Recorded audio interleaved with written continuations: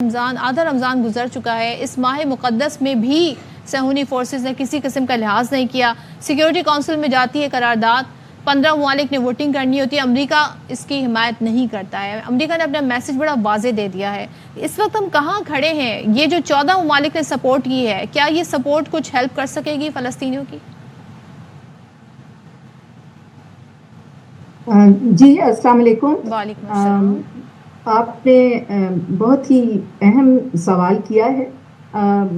آپ کو جیسے معلوم ہے یہ فائنلی تیسری قرارداد ہے جس کو امریکہ نے ویٹو نہیں کیا, بلکہ اس میں اس نے ابسٹین کیا ہے. اس نے قرارداد میں حصہ ہی نہیں لیا, جس سے بہت ایک امپورٹنٹ اس نے سگنل بھیج دیا ہے کہ ہم بادل ناخواستہ اس میں شامل ہیں, یعنی ہمارا پوری سپورٹ اس ریزولوشن کو نہیں ہے.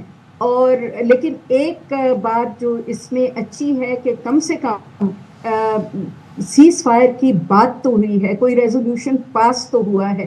کم سے کم یورپین ممالک نے اس کی مخالفت نہیں کی اور 14 ممالک نے اس کے حق میں ووٹ دیا.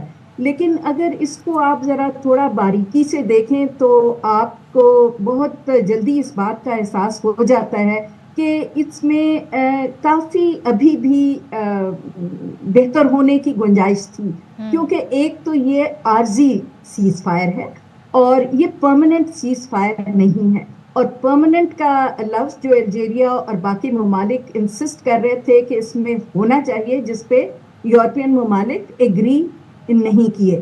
تو یہ اب 9 اپریل تک کا ایک سیز فائر ہے.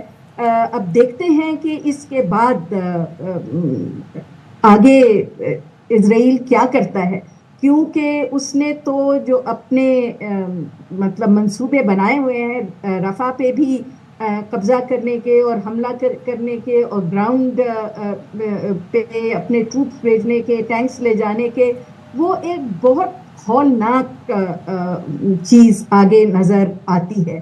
اب یہ اقوام متحدہ کے لیے ایک بہت بڑا ٹیسٹ ہے کہ پہلے تو وہ یہ جو ریزولوشن پاس ہوا ہے اس پہ عمل درآمد بھی کروا سکتی ہے کہ نہیں, کیونکہ ابھی تک ہم نے دیکھا ہے کہ اسرائیل بہت ہی جٹائی سے, کیونکہ اس کے پاس امریکہ کی بھرپور حمایت ہے, وہ کسی بھی چیز پہ راضی نہیں ہوا. میں نغمانہ صاحبہ یہی سوال میں جو آپ نے کمنٹ کیا ہے, یہ جو آپ نے کمنٹ کیا ہے نا کہ اسرائیل تو بالکل ڈٹائی ہو, تو اس نے الٹا امریکہ کو تڑی لگا دی ہے کہ جی ہم دیکھیں گے پھر آپ کے ساتھ معاملات ہم اپنے کیسے چلانے.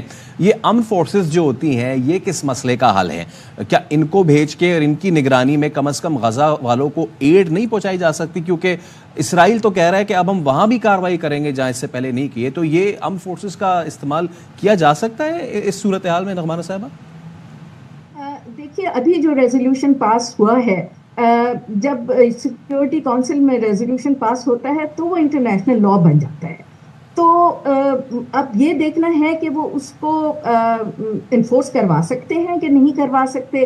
اگر نہیں انفورس ہوا تو پھر اس کا اگلا سٹیپ ہوگا کہ پھر ایک اور ریزولوشن لانا پڑے گا جو پھر فورسز کے لیے پیس کیپنگ فورسز. لیکن پیس کیپنگ فورسز اس وقت ہوتی ہیں جب کہ کوئی چیز طے پا جائے کہ جی اب یہ ایک معاہدہ طے پا گیا ہے, اب اس معاہدے کو مانیٹر کرنے کے لیے پیس فورسز ہوں.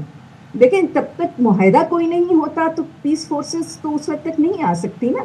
وہ تو پھر یہی ہے کہ انڈر چیپٹر 7 ریزولوشن ہو تو پھر باقی ممالک جو ہیں وہ مل کے جیسے عراق میں ہوا اور جگہ پہ ہوا کہ وہ پھر مل کے لڑائی کریں اسرائیل کے ساتھ, تو وہ تو نہیں ہو سکتا.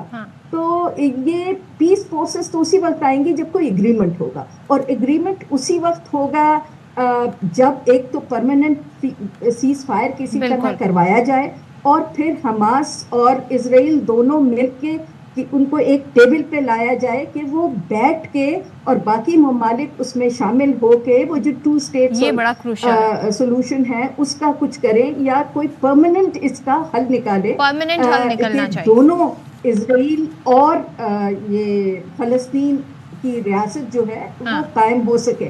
تو اس کے بغیر تو جب تک کوئی معاہدہ نہیں ہے تو پھر امن فورسز تو اس میں. لیکن لیٹس ہوپ کہ ایٹ لیسٹ کہ جنگ بندی جو ہے وہ اس کے آغاز ہو. تھینک سو مچ ربانہ ہاشمی ہمارے ساتھ تھی, اور ظاہر ہے انہوں نے کہا بہت کچھ بہتر اس قرارداد کو کیا جا سکتا تھا. ایک پرماننٹ سولوشن کی بات کی جا سکتی تھی, اور پرماننٹ سیز فائر کی بات کی جا سکتی تھی, لیکن یہ صرف 9 اپریل تک کی بات کی گئی. Absolutely, praying for the best.